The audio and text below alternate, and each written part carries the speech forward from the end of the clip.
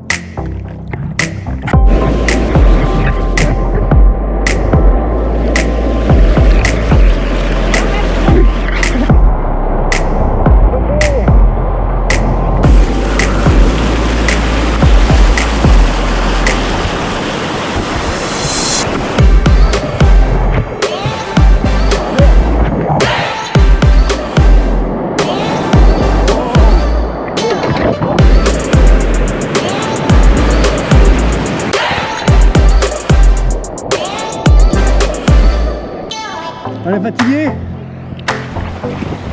On est un peu court. Pas mal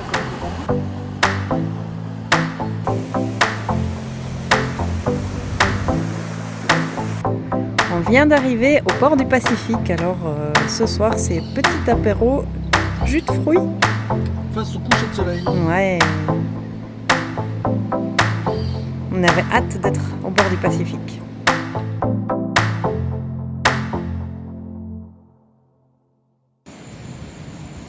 S'installe petit à petit. On va enfin pouvoir passer nos soirées dehors. Ça fait longtemps qu'on l'espérait. Oh purée, il y a un crabe. Un crabe? Oui, il y a un crabe. Où ça? Juste là.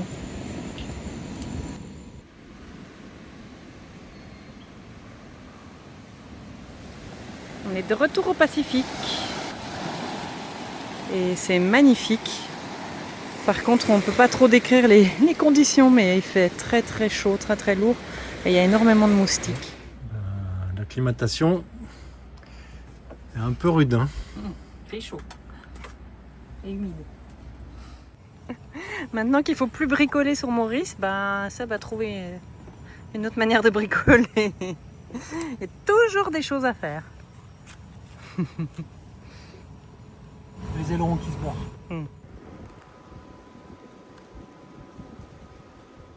Bon, on va essayer de réparer le banc et on va faire avec les moyens du bord. C'est-à-dire qu'on a pris une planche à découper en plastique suffisamment épaisse, et des vieux morceaux de bois qui me restaient, et on va voir ce qu'on peut faire. Sur les pentes abruptes du lac Atitlan, au Guatemala, on avait accroché la marche. Pour éviter de trop la solliciter, on avait acheté un tabouret qui n'aura pas fait long feu. Bon, et moi, pendant que cette bricole, je prépare un petit pain. Voilà.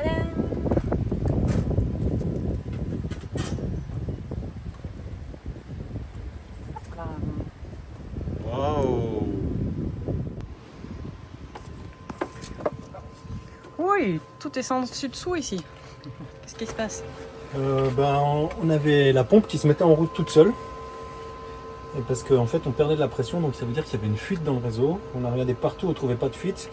Et donc j'ai regardé les vannes et effectivement c'est celle-là qui fuyait. Et quand je les ai bougées, alors là après elles fuyaient constamment. Et là on les a démontées et en fait il y a du calcaire qui est venu se mettre un peu tout dégueulasse. Et donc ça faut les nettoyer pour que le joint puisse faire de nouveau étanchéité. Enfin bref, la routine quoi.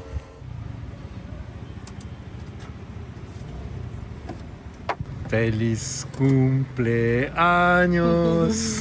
Feliz cumpleaños. Merci.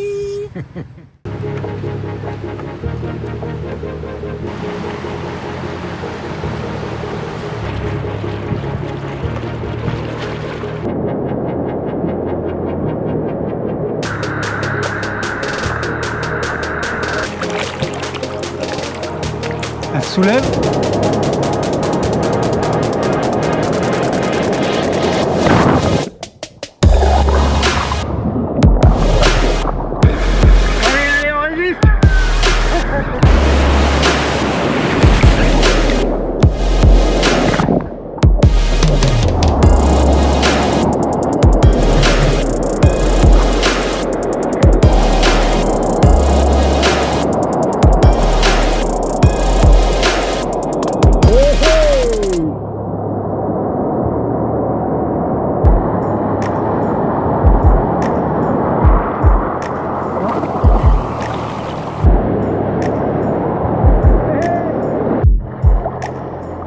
Jusqu'à la maison.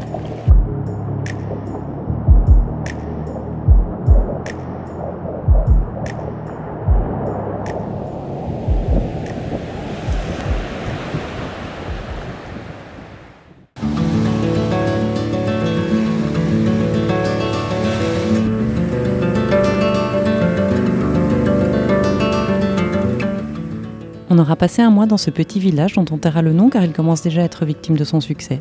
Ici, pas de grandes infrastructures, seulement quelques bungalows, cabanes et pas mal de villas de luxe américaines en bord de plage. Salut. Salut.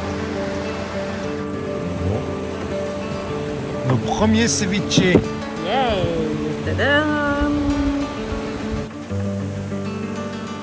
Le surf rythme nos journées avec tout ce que ça implique, un sport à la fois exigeant et amusant.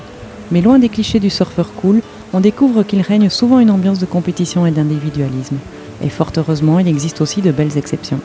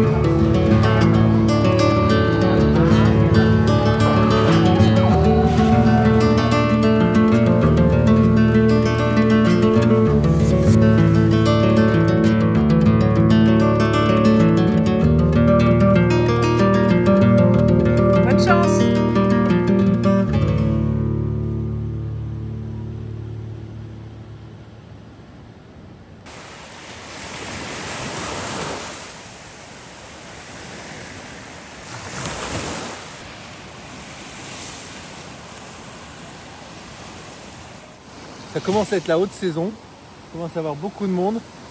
Il est temps pour nous de changer de plage.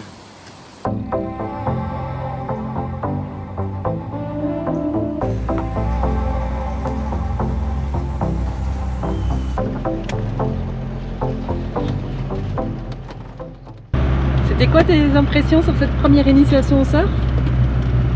En tout cas, ce qu'il y a de sûr, c'est qu'on ne sera jamais des pros.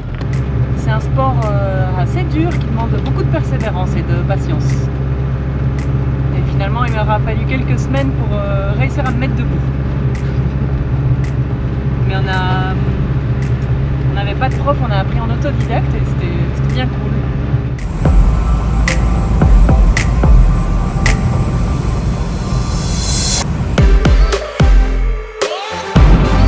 Encore des topés.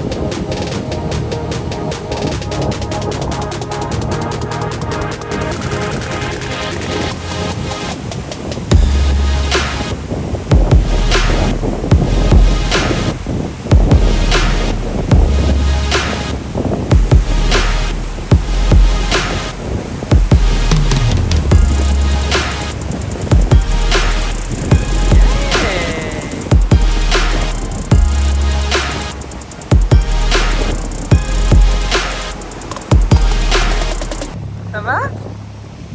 C'est encore broyé par une vague. J'ai pas eu le temps de fermer les yeux, l'eau elle est rentrée direct dans l'œil. Oh merde.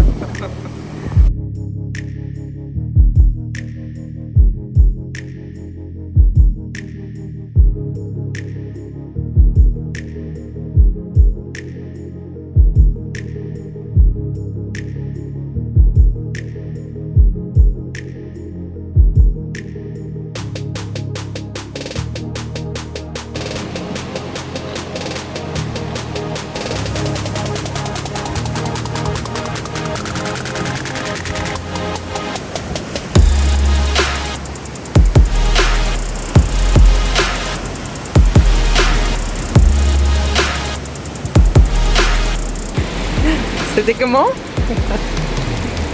On n'imagine pas la force. À un moment donné, tu es embarqué par la vague et là t'as l'impression que tu touches plus l'eau, plus ta planche, tu touches plus rien du tout. C'est juste un pantin.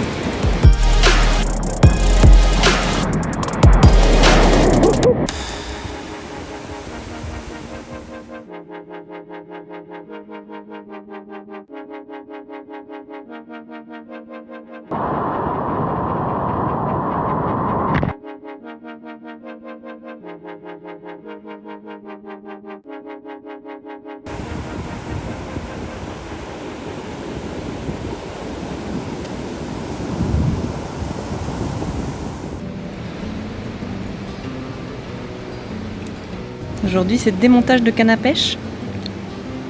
Ouais. Dessablage. Dessablage. On chope plus de sable que de poissons.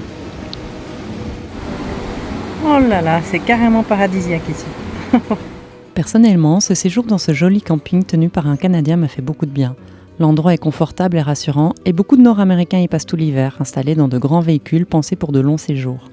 Ce n'est pas notre façon habituelle de voyager, nous aimons en général aller davantage à la rencontre de la culture et de la langue locale. Mais ce cadre plus familier et confortable était une parenthèse reposante. On remercie particulièrement José et Bernard qu'on avait rencontrés à Pasquaro, qu'on retrouve à nouveau avec plaisir et à qui on doit les images de drones.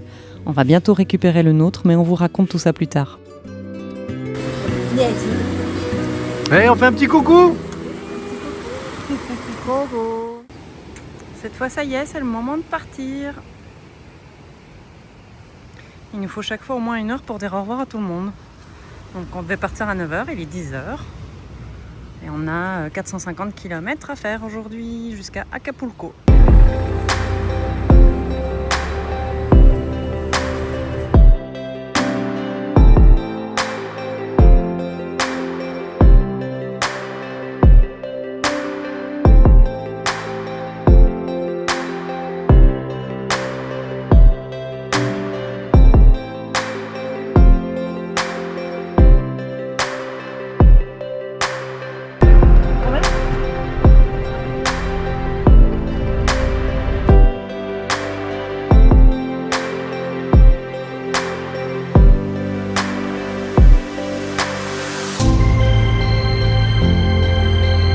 Alors, c'est un peu incroyable ce qu'on vit, non? Ouais. C'est la première fois qu'on a un plan galère, que tous les voyageurs racontent et que ça se termine dans un truc incroyable avec des gens super gentils que tu n'aurais pas rencontré si tu n'avais pas eu ce plan galère. Et ben là, on est dedans. Acapulco n'a pas bonne réputation et on voulait éviter de s'y arrêter. Mais un claquement au niveau de la pédale d'embrayage nous oblige à changer nos plans. Appuie. Relâche. En camping-car, à cette heure-ci et dans cette ville, ce n'est pas gagné. Les circonstances font qu'on se retrouve dans un lieu improbable pour nous, un camping luxueux, clairement hors de notre budget, pensé pour le long terme alors qu'on a besoin seulement d'une nuit pour trouver un garage. Et là, c'est le tapis rouge, on rencontre Marco, le maître d'œuvre du camping. En quelques coups de téléphone, ce qui s'annonçait comme une galère se transforme en accueil incroyable. Touché par sa générosité, on apprend qu'il a voyagé en France et qu'un jour un Français l'a aidé. Aujourd'hui, il veut rendre l'appareil. Dîner, nuit offerte, petit-déj le lendemain et il refuse même qu'on paye le garagiste qu'il nous présente. Pour nous, c'est ça la vraie magie de Noël, cette solidarité sans rien attendre en retour. Dans le sel, dans l'asticot. L'asticot. Ah, non, l'asticot, voilà. Ah, mais ça va, je peux essayer juste avec le sel. Non, avec l'asticot. Ok, avec l'asticot. Ok. Vous mordez. Pas trop grave. La chatte. Oh. Et là, Il n'y en a plus. Oh, je m'ai fait arnaquer là.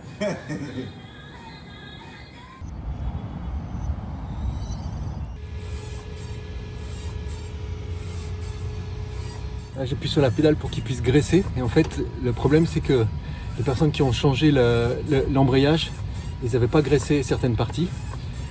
Et heureusement, là, pour l'instant, le bruit est arrivé et ça n'a pas encore usé les pièces. Okay. Donc, pour l'instant, pas de problème. Là, on est en train de faire bouger, qu'ils puissent mettre de la graisse vraiment aux bons endroits.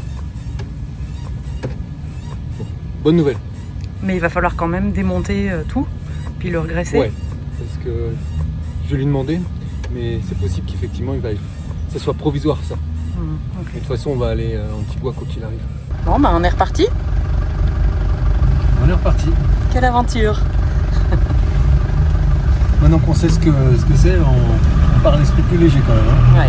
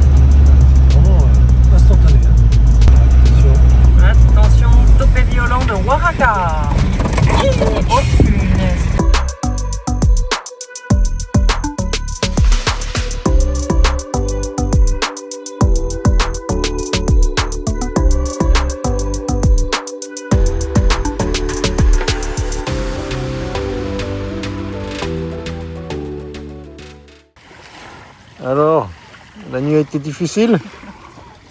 On a commencé un élevage de moustiques chez nous et ils nous ont pas laissé dormir. C'est le paradis, on est à côté d'une réserve naturelle. Et pour vraiment terminer le tableau, parce que pour de vrai on est bien, mais il manque quand même l'odeur de vase. Le paradis a un prix.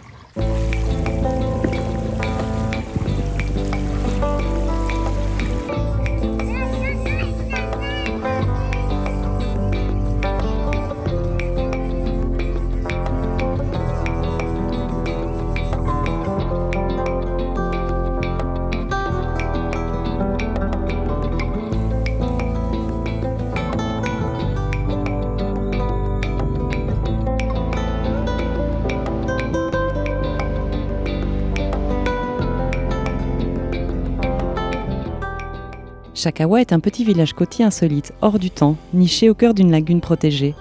Loin de l'agitation des grandes stations balnéaires, ce lieu préservé offre un décor enchanteur, des mangroves luxuriantes, des eaux turquoises et une plage de sable doré. L'île principale n'est accessible qu'en bateau et depuis notre campement, il suffit de quelques minutes. C'est le paradis d'Antony que vous connaissez déjà si vous nous suivez. Et c'est là qu'on retrouve sa petite famille pour notre plus grand bonheur.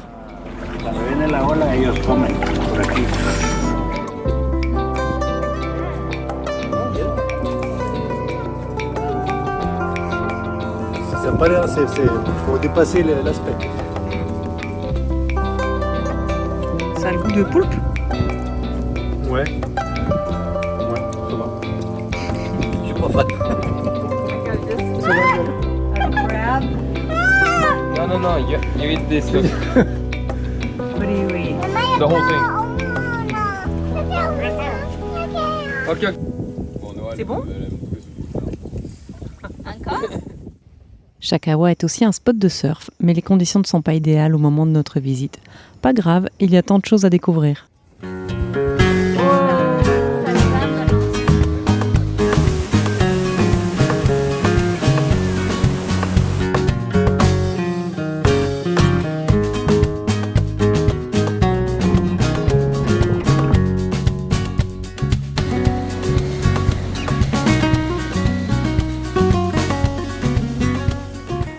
Ici, les gens ont peu mais ne manquent de rien, car la nature luxuriante pourvoit généreusement à leurs besoins, et l'on y ressent une certaine douceur de vivre.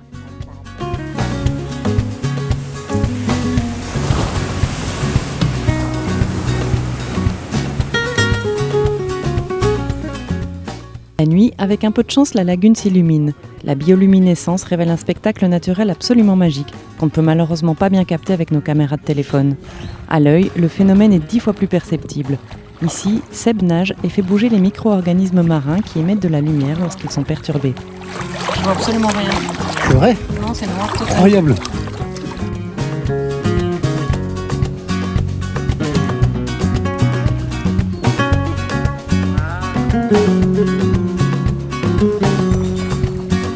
Toujours moi qui rame.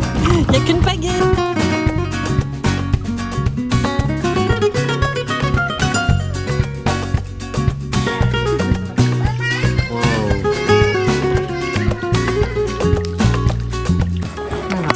Les moules qu'on récolte. Et là, regarde ça.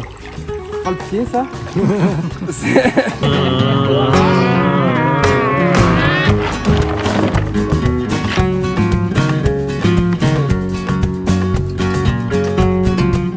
Je pense que c'est les meilleurs moules que j'ai jamais mangé de ma vie. Mais désolé, Top.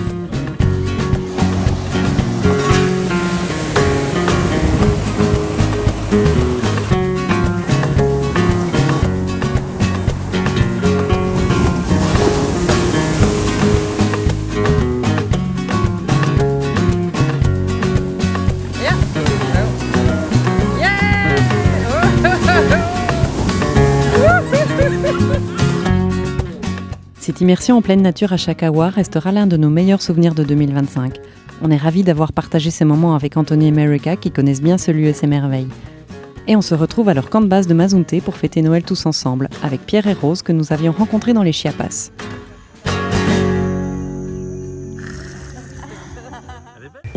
Ici, on a le stand crevettes,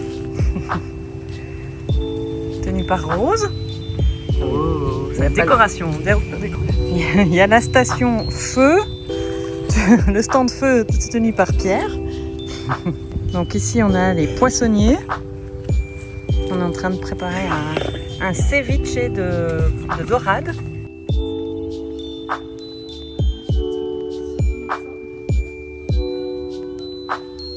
C'est marrant parce que d'un côté on a la station des poissonniers, la station des boulangers Ouais, et la station des bouchers. ok. Mais les poissonniers c'est des Français, les boulangers c'est les Américains et latinos c'est eux qui font les bouchers. Bizarre un peu, non?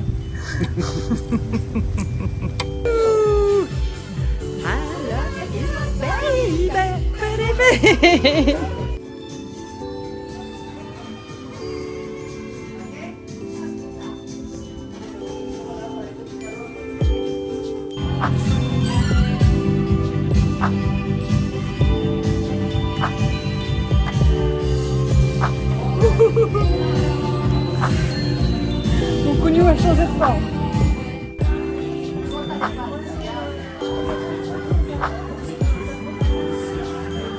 Alors, il y a de la choucroute allemande avec la saucisse allemande, de la purée, du poulet, de la salade russe et des patates douces au marshmallow, très américain. Un petit mix de plein de pays.